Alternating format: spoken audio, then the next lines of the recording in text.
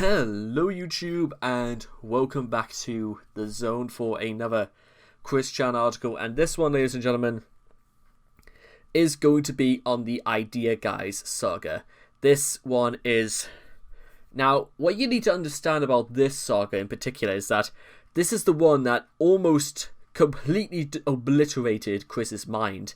And when I say obliterated, as in this is the foundations for Chris's reality to almost become distorted to the point of complete incomprehension.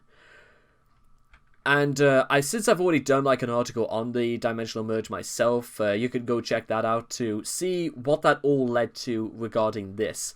But just to let you know, guys, Idea Guys was the first that pretty much kickstarted this. So let's just get started, shall we? Where were you when #IdeaGuy embezzled $6,000 from me back in 2018 while holding C-197 under Nazi torture and mind-manipulated the CPUs and Saga hard girls? I wish I could undo his freaking embezzling, by Chris. And a Kiwi Farms commentator said, Idea Guy is like glitter. We're going to be finding bits of him in Chris's ramblings for years. I wish I could say they were wrong because, well, they're not wrong, unfortunately. They are 100% spot on. And in case you didn't believe me, you're about to see why. The Idea Guys were a group of trolls who brainwashed Chris from October 2017 to April of 2018 by exploiting his escapist fantasies in order to plant their own ideas into his mind. Initially, their aim was to see how gullible Chris was. You don't want to play games like that because there's being gullible and then there's what Chris does. Chris was, though, this soon degenerated into taking advantage of him financially and coercing him into performing many degrading acts. Their abuses prompt a group of Kiwi Farms users dubbed the Guard Dogs to work together to dismantle the Idea Guy scheme and push for them to face legal action. Because extortion is, again, among other things I've said in the past, generally frowned upon. Through their efforts, the Idea Guys' links to Chris were cut by late April 2018. However, the authorities declined to look into the matter, and the consequences that were set from this point onward did not go away. The Idea Guys' hold over Chris was so potent that years after their ousting, Chris still retained much of their concepts they had influence into him, thus he believing such as Sonichu's canon to be changed, Chris being in a polyamorous marriage, and the dimensional merge. All of these you can thank for the Idea Guys, but then again, even after this time, Chris could have changed them back, but unfortunately you're about to see what's about to happen. So brace yourself, ladies and gentlemen. Brainwashing Chris. Background. Rise to power. While under Wise's control, Chris kept himself quiet about the situation, never implying that anyone was taking control of him. However, the many references that he did not understand were a clear sign of external influence. There were also signs that Chris was coerced or duped into using Wise's ideas, as he appeared uncomfortable in Wise-inspired videos, and is often alarmed by the trolls' revelations about Chris's fictional world. Wise's means of influencing Chris were surprisingly elaborative, taking the form of fake audio clips and photoshopped images, which he presented to Chris as documents from Quickville and Game Industry. Game Industry is a reference to Hyperdimension Neptunia. And again, I did an article about that as well, because that's going to be very, very relevant for what's about to happen. Wise initially played the role of a soldier from Game Industry, a fictional place in the anime video game series Hyperdimension Neptunia named John. And he manipulated images to show stuff like this. Live, Quickville Media, The Search for Christine and Sonichu. A sample of the fake news Wise used to convince Chris. And more images ensued. We'll go through these one at a time. The idea was that they tried to convince Chris that the proud Russian army had invaded Quickville. Breaking news: Russian troops in Quickville. Mayor Allison Amber hands over control to Ballard Town to the Russian. And I believe this is footage taken from the the struggles that were happening in Ukraine only a number of years ago. Yeah, you can see, because these are relevant images. That's why it sort of like looked a lot more convincing to Chris. Fake news about Count Graduan. Perceptor Sonichu, adopted daughter of Magi-chan and Mewtwo.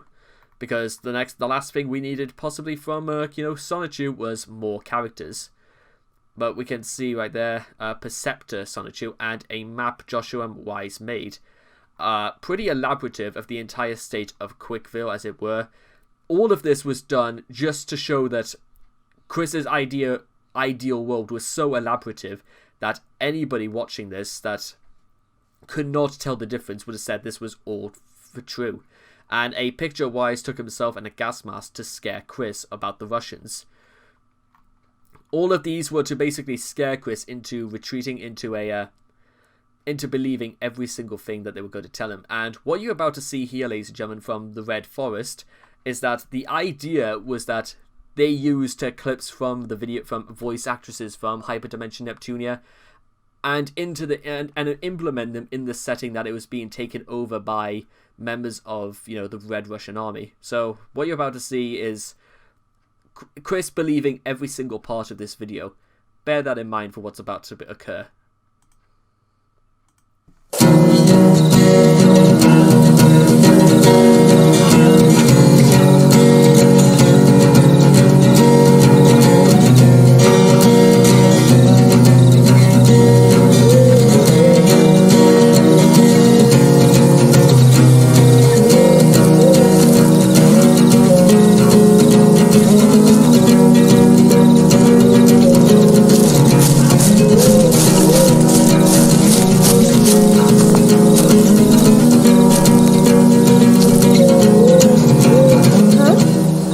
Fell asleep.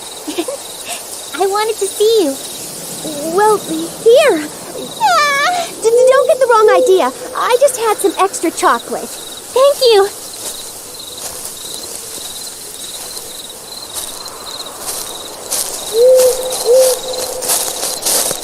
Huh? Conduct! Who said that? Стоять! Вставай! I'm pretty sure that I don't need to give my name at this point, but I'm Neptune. Искать сектор! I'm Aya, a gust of beautiful wind that blows through... Враг побежден! Ау! Кто-нибудь! Fuck. Ouch! Ow, ow, ow! You're fine!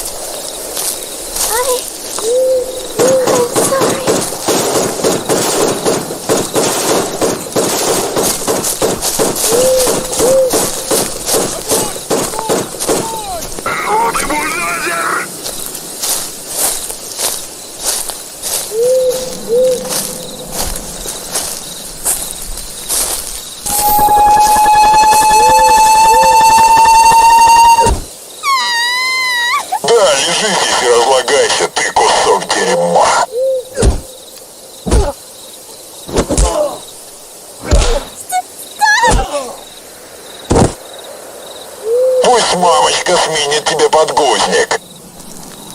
No! Stop!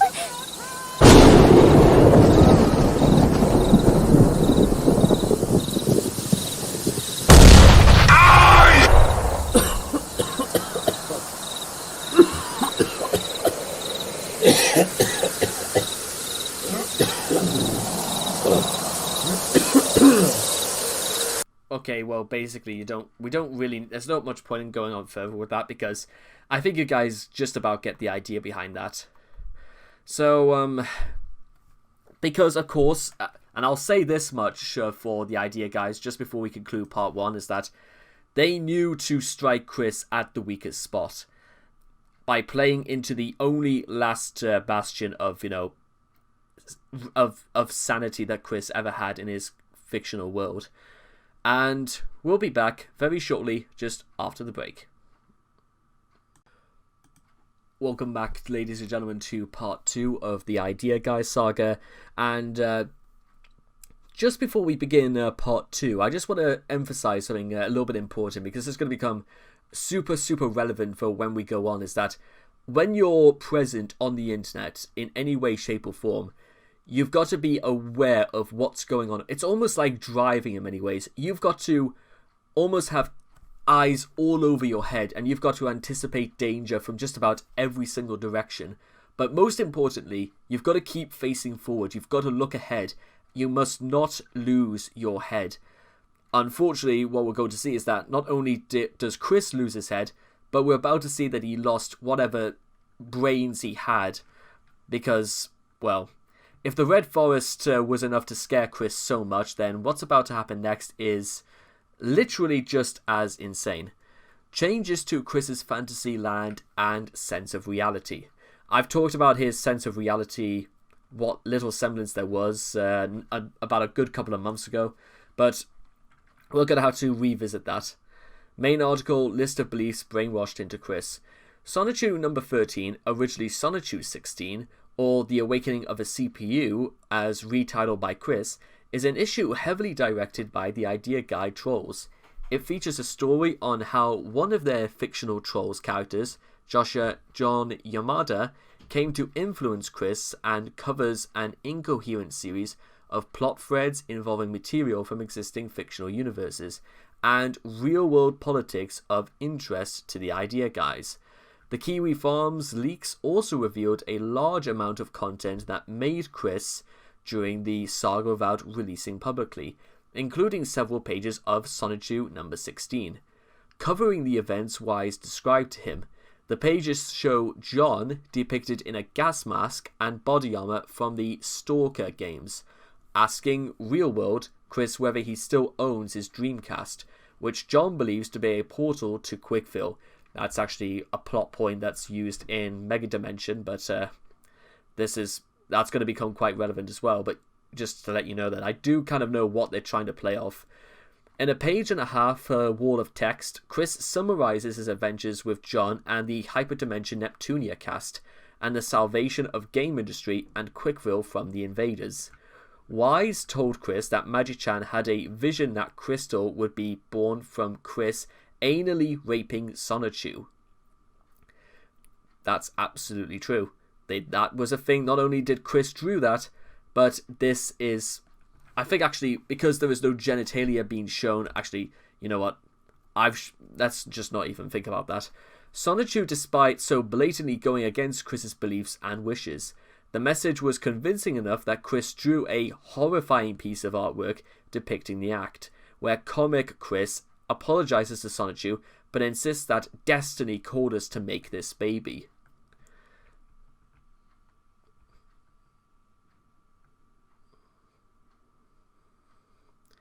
Wise also duped Chris into believing he would receive various magical abilities in real life. This apparently emboldened Chris to begin making plans to travel to meet the creator of Rose Juice Story and to confront Cole Smithy in New York City, possibly with Cole Smithy is Chris's half-brother in real life, possibly with the help of magic powers that he expected to receive. However, according to the leaker, Wise actually did the responsible thing in these cases and convinced Chris not to go. However, because I'm pretty sure Cole cut off almost literally all ties with Chris and the rest of his family at that point. However, he also told Chris that Neptune would be waiting to meet him at a GameStop. Chris went specifically to the Forest Lakes GameStop, from which he had been banned, and waited outside in his car, honking his horn and peering inside. Extortion. This is from Noel describing the Idea Guy's sadistic exploitation of Chris, and this is where this is what I was talking about earlier, when you've got to realize that all of these things around you are happening, and Chris, it's not only just a part of Chris never learning, but the Idea Guy is taking advantage of the fact that Chris never learns. So naturally, once they have Chris believing that they have Chris confessing to being a paedophile and raping his mother, once they have those confessions, they threaten to release it to the public if he doesn't record himself shitting on the floor and punching himself in the face until tears and snot are running down his chin. At one point, they ask Chris to punch his mother, which he does, though he claims lightly. Just so you guys understand this and 100% know this, this is called blackmail, and why the authorities never took action is absolutely astounding. I genuinely cannot believe that these guys were not brought to justice for this. I'm genuinely serious about that, and in spite of everything bad I've said about Chris, that is absolutely, that's going way too far. Even somebody said on the Kiwi Farms commentator said, Blue Spike was a literal child when he went too far. What X do you have? I don't quite know what that one's meant to be, but I'm pretty sure I know I can't say that. What was the final straw in the unpopular views of... Yeah, see, they were already very unpopular already. Of the idea guys were the tricks of extortion to Chris. No, the owner of Kiwi Farms revealed that they managed to extort $6,000 worth of video games and other accessories. Not only that, in a Discord chat, Boyd would demand $20,000 or else he would reveal that Chris is a pedophile to the FBI. Fortunately, Chris's tendency to hold on to things obsessively assisted him this time, as Chris had kept each of the invoices and receipts for the transactions he made, allowing Noel to gather the necessary information to begin tracking the idea guys. Well done, the very first time, and probably the only time in history, Chris being an extensive hoarder has actually managed to help him. And you can see all the stuff here, and I think that's just about the only one I'm going to show because he pretty much displays all of them. Receipts of items Chris bought for Wise and Boyd, including Amazon and Steam gift cards, which is, you technically expect this in one of those sort of like Windows staff, customer service lines. Chris wisely retained many receipts. The first time they've ever actually had to use wisely and meant it in this context. Removal from power. In May of 2018, Noel was informed by Anna McLaren that the idea guys had maintained control over Chris and were actively extorting him. She neglected to inform law enforcement. However, she could focus on her college finals before she eventually refused to help Noel any further. Eventually, Chris gave Noel direct access to his Discord account. Oh boy. So he and other Kiwi Farm staff could collect all of the logs, images, and videos from the Idea Guy servers. While this information wouldn't be released until July, Chris referenced their removal from power as early as May. In reference to Noel, Chris stated publicly that he had a very powerful allies helping him to rectify the situation. I can't say much other than certain people should be very frightened right now. I don't quite know if that's meant to be a threat, but under the circumstances, I would say Chris seems to think he's going through the right channels to sort of like instill fear into the idea guys. I don't know if I want to like defend Chris technically on that, but under these circumstances, then I think it's something. Lingering influence. If you want bad direction, you should look up the idea guys. Chris, in the middle of restating his belief that he is married to Crystal and Magi-chan, an idea guy concept. Yeah, it should also be relevant at this point to mention that even after the idea guys were removed, Chris has not stopped believing in stuff that were clearly influenced by trolls. Despite including Bundy Chew, but that's a completely different story. Despite the idea guys being removed from power in May 2018, Chris still maintains belief in many of the concepts that were embedded into him. Even though he is aware that Wise was a troll in the Kopitz interview, filmed a few weeks later, Chris restated that he was bisexual, and in the Count Dankula interview, filmed in June, Chris reiterated many of the idea guys fed to him about Quickville when asked about his beliefs, such as his marriage to Crystal and Magi-chan, Bob being part Sonichu, and theories about Ted Bundy. In Nightstar is a very important special Sonichu. Chris still believes in the joke revision that there are 69 species of Sonichus and Rosechus. Ha ha ha ha ha. Idea Guy Q&A. The ringleader of the idea guys, Joshua Wise, signed up to Kiwi Farms under the name Ballsy Maker 94 and had several private conversations with select users, soliciting feedback over his early schemes. One user from Kiwi Farms had a lengthy conversation with Wise, spanning from the 3rd of December to the 18th of December 2017, archived in the Idea Guy Q&A. In it, Wise discusses how he had gained Chris's trust, how Chris reacted to some of his ideas, and mentions content which had been publicly released, such as Chris wanting intel on whether Jessica Quinn was actually a troll, how Chris tried to prevent Jamster from being jailed for molestation, and Chris's attempts to interact with Neptunia goddesses. Okay. Wise also briefly conversed with the other members of the forum after he was doxxed by the site's moderators on the 22nd of January 2018. Many users came forward to post content and conversations that he shared with them. Wise explains how he manipulated by Chris by using his role-playing, so we can just about see that. And the avatar he uses was Pludia from Hyperdimension V Generation. That's the third game. Rebirth 3 V Generation. That's the third game in the series of the reboot. I've wondered for some time if Chris is schizophrenic, and Ballsy replies with, "In truth, the way I get him to do all this is by simply role-playing. I pull off Sonichu, Rosechu, Naji-chan, the goddesses from Neptunia, and even a few of the Nazis that Chris threatened in the video he did last night. I can't say for certain. This uncertainty is the only problem I can't plan out because Marvin once told me nobody really knows what's best for Chris. You don't just contact to help him. Does Marvin know who you are? Yep, he offered advice for a few of the things I've done, but the trans Rosechu thing was inspired by Alec Benson Leary telling me to get Sonichu to do anal on Rosechu. I flipped that around, brought the trans Rosechu idea up, and told Chris she likes to fuck Sonichu. Even though I thought those two romantically involved anyway, but okay.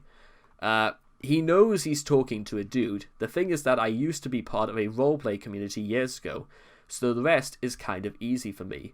What made this so much easier was telling him Kurome put a curse on the internet so that any pics taken of the girls he wants to see appear elsewhere in her attempt to make it harder for him to believe. All you gotta do really is make a good sound clip on Audacity of the girls he wants to hear talking about and he buys it. As for the special commission, he's doing that entirely for a free gift to Neptune. So apparently Ballsy straight up says that it's that easy and this could easily encourage anyone else to do the same thing. Oh, and by the way, I am the idea guy. What you are seeing is Chris's next Sonichu comic in the works. So Ballsy, if not, blasé, I should say. Can you keep a secret? Yes. I heard through a few grapevines that this shit is being drawn into the comics right now. I have a few pics of this art, but I should warn you, it's boring and slightly nonsensical. Nonetheless, high hopes the finished product is better. What is being drawn in the comics? The Kiwi Farms forms? It's nothing that's been announced on Facebook yet. Chris is apparently slow to draw the camps and stuff. It's really something about, the world that's sort of being created and the people that are now coming to the forefront trying to, get in on all this. And because Chris is that so easy to point to not realize it. It's actually almost kind of insane how much people care or are that determined to do this kind of shit. He hadn't shared all of his content over PM, generally over summarizing his interactions with Chris. After he was exposed, he offered to trade in all of his information in exchange for the moderators removing the docs of his family members. They refused on the grounds that they disliked his public trolling output and believed the docs would be an incentive for him to stay away from Chris, a message which Wise ignored. Probably shouldn't have, but what am I supposed to do? Identities. Midway through November 2017, observers began speculating that a new troll had gained control over Chris. This was because Chris's posts began to include references designed to go over his head. On the 14th of November, he wrote that Silvana had been captured by a Russian billionaire and posted a photo of the soldier who would be rescuing her. This was recognized by spectators as a reference to the politically incorrect remove kebab internet meme. That same day, Chris recorded Freestyle Dance for Me for Our World while wearing a tinfoil hat to prevent the man from reading his mind. These suspicions of a troll wouldn't be confirmed to the public, however, until January 2018. Joshua Allen Wise. Frankly, and you can disagree with me all you want, I think the idea guy is laughing at us for raging and telling him to get raped or die. Joshua Wise gloats pretending to be an outside observer. This is despite the fact he released, told people that he was the idea guy. On the 22nd of January 2018, moderators at Kiwi Farms decided to dox Joshua Allen Wise, known on the forum as BallsyMaker94, as being the idea guys. This came 2 days after the release of Get Out You Nazis, which most posters rightfully assumed that had been made unwillingly with his doxing. Kiwi Farms users began digging through Wise's online presence, finding posts on the forum and Reddit in which he white knighted himself from criticism. He also attempted to publicize Chris's idea guy content in other communities. For example, in one post from 20th of January 2018, he writes, "He made Chris dance to his rhythm and will continue to pull the strings until he gives up and tells us his tricks, or he'll not give up a thing and leave even more people pissed that we learned nothing about why he did all this or how he even made it possible."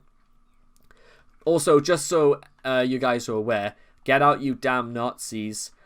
Among other things, Chris then decided to rip off, to completely destroy a printed out picture of Hulk Hogan when he was in the NWO, and then straight up state up that his favorite wrestler of all time was Chris Benoit. Because apparently, despite, making references to a wrestler who murdered his family, of all things that he had to bring up into that video, he had to bring up Benoit for absolutely no reason. Proving once and for... Now, again, I have actually got no idea whether or not Chris knew about what Benoit did, but it's pretty hard not to. It's one of the most talked about scandals that's ever come out of wrestling in the last 20 years. And even more than the Montreal Screwjob. Yeah, I know what that is as well. Even after being doxxed, he continued responding to private messages on the forum until he and close family were doxxed. At the time, it was believed that Joshua had been acting alone, so he was referred to as the sole idea guy, which when similar content continued being produced to post-dox, however, observers began to suspect others' involvement, describing the new troll as Idea Guy 2.0. And you could just about see that through the first things right here. Wise's Facebook, in which he calls himself... I can't pronounce that, but I do know that the picture he uses is... This is meant to be a character called Escha, which is... She's meant to represent Square Enix from Mega Dimension Neptunia V2. It's not necessary, but I can tell what this is. And these are apparently the guys, the pages that he likes, apparently. Most of these things are kind of trying to play into him as an anime fan. More stuff like this really disturbing hug pillow of U-shaped anime neck pillow. Just listen, guys, I like anime. I'm just gonna say that much, but I don't like it this much. I'm just putting it out there. And this is Joshua Wise. Stand your ground. Let it begin here. But if they mean to have a war, let it begin here. I don't know whether or not this is technically meant to be... I think this is meant to be Joshua Wise, but I don't quite know exactly what this is meant to prove. One of the photos used to confirm is... Okay. Congratulations, Josh. You're at a place where nobody knows your name. I wonder what this is. Oh, right. Is this... Oh, it's meant to be the place... Is this really where they filmed Cheers, or is this just meant to be a bar named after the place? Okay. So, I think that is where it's going to conclude for part 2. A lot more insane shit going on, and Now we sort of like know like who Wise was and what the hell's been going on, and we're about to get into the conclusion in just a little while. So that is it for part 2, and I'll see you guys after the break. Greetings, ladies and gentlemen, and welcome back to part 3 of the Idea Guy saga, where we are pretty much going to wrap everything up in this part right here. So let's resume the action. Stephen, Boyd, and all. Wow, what a fucking loser. Maybe their Idea Guy 2.0. Stephen Boyd, months after exposed as the Idea Guy. On the 11th of July 2018, it was revealed by Kiwi Farms owner Noel that Wise had never stopped, and that there had actually been 3 more Idea Guys. This revelation occurred after Chris allowed Noel to enter his Discord account and view their collective chat logs. One of these newly identified Idea Guys was Stephen Boyd, who went by the name Ning Freak Lan on Kiwi Farms. Prior to being exposed, Boyd participated in threads speculating the identity of the supposed Idea Guy 2.0. When it was noted that this supposed new troll had begun trolling only a day after Wise had been doxxed, Boyd responded, "But what kind of person would go back to doing this immediately after being doxxed? It doesn't probably add up for the C-word nugget to be Josh. Maybe Chris could told Idea 2.0 everything." Because of this discovery of his involvement, it sometimes seems extremely likely that Boyd only became involved after Wise had been exposed. Leaked private messages to other Kiwi Farms members seem to indicate that Wise had been searching for a partner in crime. Boyd may have noticed and reached out, perhaps unsurprisingly, after Wise was doxxed. Boyd began white knighting him, comparing him to Marvin and Clyde Cash. Stephen wouldn't be exposed himself until 6 months later. A dox does seem a little extreme. I mean, would we have done the same to Clyde Cash or Marvin for stupid shit they did in the past to generate some Chris chimping when this is less than that? The other 2 Idea Guys mentioned by No have had their identities kept secret, because the whole point of doing that is to protect their safety, because releasing somebody's real name could lead to other things as well. That's why I don't dox anybody. I haven't started now. I am not going to do this at all, for the safety of other people's protection. Also because I could get in very serious trouble if I did. Noel stated that he spared them both for contributing very little to the trolling effort, and dropped out very early on. The only known information about them is that one of them is Canadian and the other is Chinese. Whether or not this is true, we're simply going to have to take their word on him for that, because I feel as if like trying to adverse anything else is liable of doxing other people. Psychic Type Talk, a gold card on Twilight Sparkle's secret shipfic folder. Win this goal when Chris Chan, Magi-chan, Crizel, Savannah, and Mewtwo are all shipped together either in a full set or in a shipping chain. During the months with Idea Guy, before the disbanding of Quickville's Psychic Squad, the Psychic Pokemon in the Psychic Tower, above the Quickville Police Department, came down with a mental virus that allied them for a while. I astral projected there and hung out with them, and we talked and had simple and a good time together. Considering Chris is technically married to these 3 people here, Magi-chan, Sylvana, and Mewtwo, I'm going to assume a good time could have led to more things. This idea was also brought about by the Idea Guys themselves, and then there's Dark Idea Guide, as envisioned by Chris months after the Idea Guys had been ousted.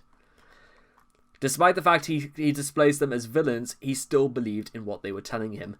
The fall of Australantia. Replace this card in your hands. You may discard a pony card from the grid and play this card in its place. The power cannot be copied. An OC of Idea Guy's employee, yet dumbly drawn by my own hand, this dark version of Idea Guys is a sorcerer who had Shadow Elijah as his right-hand pawn. While he no longer has his pawn, Digman has a high level of dark magic, but is overpowered by light power. Chris Chan Sonichu. I don't care because, well, 1, it just exemplifies just things about a card game that nobody is overly that interested in. And that, guys, believe it or not, was the technically the end of the Idea Guys saga. Except, unfortunately, if by previous videos I've done about the Chris Ann series have taught us anything, then this is straight up not the end.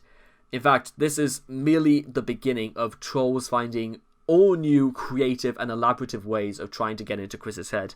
You see, unlike before, what trolls are starting to do now is LARP and play into Chris's fantasies and his delusions.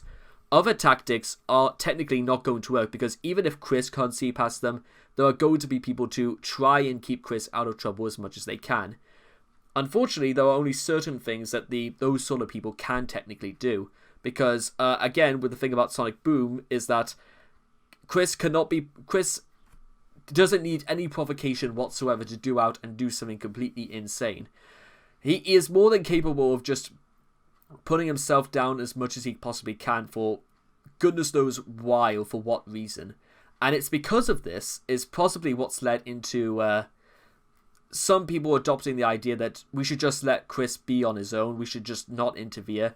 It's also led into the conspiracy, well, not really so much conspiracy, but merely something to suggest that the only way to get Chris to snap out of his psychosis about the dimensional merge is to... Well, actually, that's the thing. Nobody knows what the hell they're going to do, or if there is anything that can be done about this. In fact, if you want a real display right now about what all this means, it's probably just this. Now, technically, I've described Chris as sort of like disappearing into the void. And unfortunately, well, technically this is not what I would technically describe as the void. But it's like drifting through the cosmos of all that is holy and sane in this world. Goodness knows where this ends up. Goodness knows what's going to happen. Goodness knows how far this goes, because Chris likes to believe that he's projecting himself through space and time in this manner, but we all know that he's going so far off the rails that he is completely lost in space. And people are straight up not even sure if there's even any which way we can bring him back. There are some people saying that, you know what, Chris has made his bed, he'll lie in it, so he'll do whatever he wants without anybody's help. And those sort of things are true in themselves, but the problem with sagas like the Idea Guys is that somebody is going to come along and try something so insane and play into Chris's delusions so much that it's going to lead to more stuff like this, because there's going to be in the last couple of sagas in which because we're almost wrapping up the entirety of Chris's sagas, there's going to be some even more insaner stuff coming up. I wish I was joking, but I'm not, sadly. There's some more insane stuff coming up, and this is really going to test the boundaries of comprehension, because the Idea Guys saga in its entirety is really, really testing about whether or not if Chris even knows what is real and what is fantasy anymore, because he's explained multiple times that everything is real, like the dimensional merge and all that. But just, my goodness, at least the only thing we can say that we have learned about this is that there is some context as to the dimensional merge and what led up to some of the other things that are going to be leading up to this. It's depressing as hell, but, well, at least we kind of know where the origins of all this began,